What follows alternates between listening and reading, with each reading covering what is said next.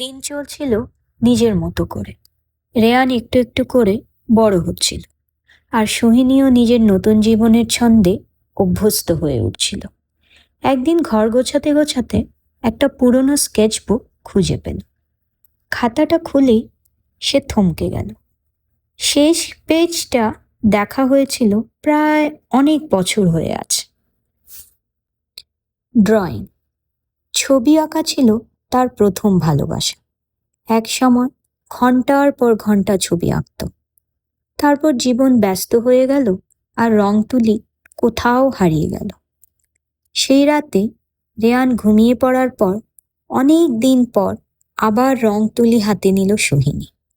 কিছুক্ষণের জন্য সে ভুলে গেল রান্না, লন্ড্রি, গ্রসারি। মনে হলো সে আবার নিজের সাথে দেখা করছে। পরের দিন সে নিজের ড্রয়িংয়ের একটা ছোট্ট ভিডিও পোস্ট করলো ইনস্টাগ্রামে। কোনো বড় আশা নিয়ে নয়, শুধু ভালো লেগেছিল বলে সে পোস্ট করলো। কিন্তু পরের দিন সকালে উঠে দেখে প্রচুর কমেন্ট। দারুণ হয়েছে, আরও পোস্ট করুন, আপনার কাজ অসাধারণ। অনেক দিন পর সোহিনীর মনে হলো কেউ যেন তাকে আবার দেখছে, শুধু রেয়ানের মা হিসেবে নয়, সোহিনী হিসেবে। তারপর থেকে যখনই একটু সময় পেত সে ড্রয়িং করত।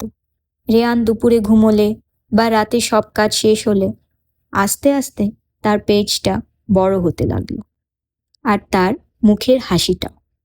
একদিন রূপাঞ্জয় হেসে জিজ্ঞেস করলো, ইন্টারভিউর মেলগুলো আর দেখো না? সোহিনী হেসে বলল, দেখি, হয়তো একদিন আবার চাকরি করব, কিন্তু আজকে তার জন্য আর তাড়াহুড়ো নেই।